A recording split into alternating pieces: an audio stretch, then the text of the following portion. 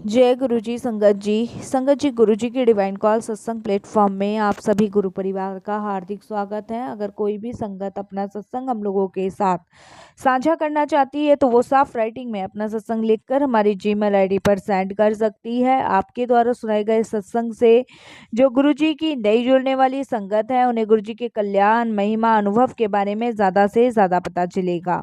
गुरु जी के चरणों में मेरा कोटि कोटि प्रणाम। जय गुरु जी। साथ संगत जी, आज का जो सत्संग मैं आप लोगों के साथ शेयर करने जा रही हूँ नवीन अंकल का है और मैं उन्हीं के शब्दों में आपसे सत्संग साझा करूंगी। मैं जलवायु टावर सेक्टर 56 गुड़गांव में रहता हूँ। यह मेरा और मेरे परिवार के सदस्यों का गुरुजी की शरण में आने के पश्चात उनके साथ अपने अनुभवों का वर्णन करने का एक सत्संग है। इस अंतराल में मात्र गुरुजी के हाँ करने भर से हमने अपना जीवन परिवर्तित होते हुए देखा है। मैं अब यह समझ गया हूँ कि गुरुजी स्वयं शिव हैं और उनकी क्षमता सर्वपारिक है। वह दया और प्रेम से भरपूर है और अपनी शरण में आए हुए प्रत्येक व्यक्ति को आशीर्वाद देते हैं। वह ही हमारे अस्तित्व का कारण है और अपने गुरुजी प्रभु और इस ब्रह्मांड के स्वामी की छत्र छाया में हम सब जीवन का आनंद ले रहे हैं। संगत जी, सत्संग शुरू करने से पहले मैं गुरु जी का अनंतम शुक्राना करता हूँ। मेरी बेटी शुभा 2 वर्ष की आयु से दमा और सर्प की रोगी थी। उसको यह व्यवस्था झेलते हुए 17 वर्ष हो गए थे जब 2000 के आरंभ में मेरे एक मित्र ने गुरुजी का आशीर्वाद लेने की बात हमसे करी। तो संगत जी, हमने ये कहा कि हम सोचते हैं, परंतु वह हमें गुरुजी के पास लेके नहीं गए। उस समय हम कालका जी में रहते थे। अगस्त 2000 में एक दिन जब हम सुल्तानपुरी से एम्पायर स्टेट के लिए गुजर रहे थे तो मुझे अपने मित्र की बात याद आई और मैंने अपनी पत्नी को कहा कि यहाँ पे कोई गुरुजी रहते हैं और मैंने उसी समय निश्चय किया कि मैं जब गुड़गावा आऊंगा तो गुरुजी के दर्शन के लिए जरूर आऊंगा।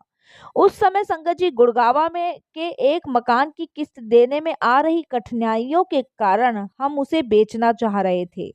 मेरे पिता उस समय हमारे गाजियाबाद वाले घर में रहते थे और उनसे धन की आशा भी नहीं थी।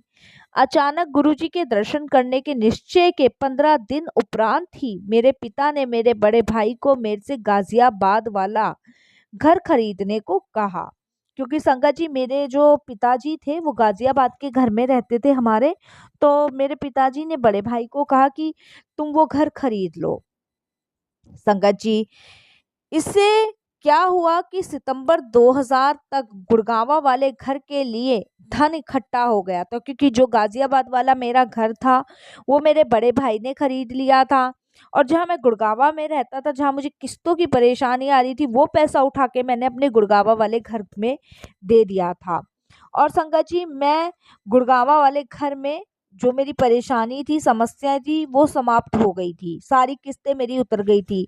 संगत जी, अभी सिर्फ मैंने ये निश्चय किया था कि मैं गुरुजी के दर्शन के लिए अवश्य आऊंगा, लेकिन वो मेरा बुलावा आया नहीं था गुरुजी के पास से तब तक।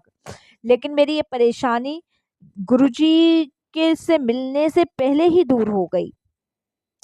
16 सितंबर 2000 को अचानक मेरी बेटी के त्वचा रोग में और ज्यादा वृद्धि हो गई। उसको और ज्यादा त्वचा में गहरे गहरे गड्ढे, गहरे गहरे रैशेस और मतलब फुंसी फोड़े बहुत ज्यादा हो गए। संगत जी, यह अवस्था उसकी 4 महीने तक बनी रही। फलस्वरूप वह अपनी जो परीक्षाएं थी वो भी नहीं दे पाई। होम्योपैथिक आयुर्वेदिक का सेवन कराने से संगत जी जनवरी 2001 तक उसकी दवाइयां चली। संगत जी, उसकी त्वचा तो साफ हो गई पर निशान बने रहे। 26 जनवरी 2001 को हम अपने गुड़गांवा वाले निवास में रहने के लिए आ गए, क्योंकि संगत जी किस्त पूरी हो गई थी। गाजियाबाद वाला घर भाई ने खरीद लिया था, तो हम गुड़गांवा आके रहने लग गए। संगत जी, पता नहीं क्यों मुझे लगा कि हमारे गुड़गांवा आने और मेरी बेटी के स्वस्थता में सुधार आने का कारण गुरुजी हैं। वो संगत जी देखिए, गुरुजी जानी जहान है, उनकी लीलाएं तो आज तक कोई नहीं समझ पाया, तो मैं तो खैर बहुत दूर हूँ जो मैं गुरुजी की लीलाएं समझ पाऊं। लेकिन संगत जी, मेरे मन में यही आ रहा था कि इसके जो पीछे का कारण है वो गुरुजी हैं। संगत जी, मैंने एम्पायर स्टेट में गुरुजी के दर्शन करने का मन बना लिया। बिना किसी कारण विशेष के इस कार्य के लिए मैंने 17 फरवरी 2001 की तिथि निश्चित करी। संयोग से संगत जी वह शिवरात्रि का दिन था। एम्पायर स्टेट पहुंचने पर कुछ लोगों से दिशा निर्देश लेकर मैं संगत जी भाटी खन्ना क्षेत्र में स्थित बड़े मंदिर पहुंच गया। क्योंकि संगत जी उस समय एम्पायर स्टेट में शिवरात्रि का आयोजन नहीं रखा जाता था, बड़े मंदिर में रखा जाता था और गुरुजी शिवरात्रि के दिन बड़े मंदिर में थे। पूछते पाछते जैसे भी संगत जी मैं बड़े मंदिर पहुंचा। संगत जी मुझे गुरुजी के दर्शन, प्रथम दर्शन हुए और संगत जी मुझे ऐसा लगा कि मैं जीवन भर जिस शांति को, सुकून को और एक पवित्र गुरु को ढूंढ रहा था वो सब मुझे मिल गया। संगत जी गुरु जी को देख के मुझे ऐसा लगा कि जिसकी इतने समय से मुझे तलाश थी वो मुझे मिल गया। संगत जी शुक्राना मेरे गुरु जी का। संगत जी मुझे बहुत शांति मिली, सुकून मिला। संगतों के बीच में संगतों के अनुभव सुने, गुरुजी की कृपा देखी और संगत जी वो तेज ऑरा कि मैं आपको बता ही नहीं सकता, बहुत तेज। एक मतलब इतना प्रकाश था कि एक टक नजर उठा के आप गुरुजी को नहीं देख सकते थे। संगत जी शुभा पढ़ाई में जो थी मेरी बेटी वो थोड़ी सी कमजोर थी। रोग के कारण उसे उसी कक्षा में रोक लिया गया था क्योंकि संगत जी उसको आगे पेपर नहीं देने दिए। संगत जी मेरी बेटी को लज्जित ना होना पड़े क्योंकि वो फेल हो चुकी थी, तो इस कारण मैंने उसका विद्यालय बदलने का निश्चय किया। मैंने गुरुजी से उसकी सहायता करने के लिए प्रार्थना करी। संगत जी वे विज्ञान की छात्र थी पर उसे गुड़गांवा के ही एक विद्यालय में 11वीं कक्षा में प्रवेश मिला। संगत जी जबकि उसको 11वीं से 12वीं में ही जाना था, अकस्मात उसकी प्रधान अध्यापिका ने कहा कि अगर ये इसको 12वीं में एडमिशन कराना है और ये अगर 80% से अधिक अंक लाए तो मैं इसको 12वीं में एडमिशन दे दूंगी। संगत जी उसने अपनी जितनी भी छुट्टियां थी पढ़ना शुरू कर दिया। संगत जी अंत में अंत में उसकी परीक्षा उसको देनी ही पड़ी। संगत जी हमने गुरुजी से प्रार्थना करी और शुभा ने तैयारी करी। गुरुजी की दया से जब परिणाम आए तो संगत जी उसे कक्षा 12वीं में प्रवेश मिला। शुक्राना गुरुजी का, नहीं तो संगत जी उसका साल बर्बाद हो जाता। संगत जी और यहाँ देखिए संगत जी प्रधान अध्यापिका पर ऐसी करने का कोई बंधन नहीं था संगत जी, और ना ही कोई मांग रखी गई थी और ना ही संगत जी कुछ मतलब ऐसा था कि मतलब कोई हमारी जान पहचान हो। ये गुरुजी के बताने की पंडली थी कि वे सदा हमारे साथ हैं और यदि उनको समस्या से अवगत ना भी कराया जाए संगत जी तो भी उनकी कृपा हम संगत के ऊपर बनी भी रहती है। संगत जी हमें गुरुजी को कुछ परेशानी बताने की जरूरत नहीं क्योंकि उनको सब कुछ पता है, ए टू जेड सब कुछ। संगत जी नवंबर 2001 में गुरुजी पंजाब चले गए। मैं हर सप्ताह लगातार एम्पायर स्टेट जाता था संगत जी। मार्च 2002 में मुझे सपने में गुरुजी ने दिखाया कि उन्होंने मुझे 14 अप्रैल 2002 को आने को कहा। संगत जी मैंने यह बात अपनी पत्नी को बताई और फिर एम्पायर स्टेट में चला गया। संगत जी 14 अप्रैल को जब मैं एम्पायर स्टेट पहुंचा और गुरुजी के दर्शन हुए तो संगत जी पता लगा कि गुरुजी 13 अप्रैल को शाम को ही पंजाब से वापस आए थे और आने के बाद यह पहली संगत थी उनकी। संगत में उपस्थित अन्य संगतों ने मुझे बताया कि गुरुजी के सपने वास्तविक घटनाएं होती हैं। संगत जी गुरुजी में मेरा विश्वास और भी ज्यादा बढ़ गया और भी ज्यादा संगत जी मैंने गुरुजी को समर्पण किया। संगत जी अब हम सपने में उनके आने की प्रतीक्षा करने लगे क्योंकि संगत जी यही लगता था कि गुरुजी हम अब टेलीपैथी के जरिए भी हमें मार्गदर्शन कराते हैं, मार्ग बताते हैं। संगत जी अब गुरुजी के सपनों की प्रतीक्षा करने लगा मैं। मुझे अगस्त 2003 में नई नौकरी ढूंढने में संगत जी असफलता ही मिलती रही थी क्योंकि संगत जी मैं नई नौकरी ढूंढ रहा था, मुझे मिल नहीं रही थी। संगत जी किसी कारण पश्चात किसी न किसी सफलता मेरे से दूर भागती जा रही थी। जैसे पता नहीं मैं कोई सफलता मेरे पास आने वाली हुई है ना, तो पता नहीं क्या चीज़ थी जो वो दूर हो जाती थी। मेरी कंपनी भी मुझे संगत जी आगे बढ़ने नहीं दे रही थी। सितंबर 2005 में साहस बटोर कर मैंने गुरुजी को आने वाले संगत जी अपनी परेशानी के बारे में बताया और उनके आग्रह के लिए विनती करी। संगत जी, गुरुजी ने मुझे कहा, तू पैसेदा की करेगा।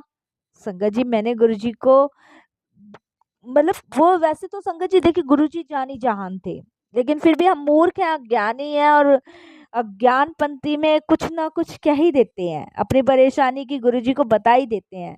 संगत जी, गुरुजी ने छूटते ही मुझे कहा, तू पैसेदा की करेगा, तू मेरे कोल आ जा।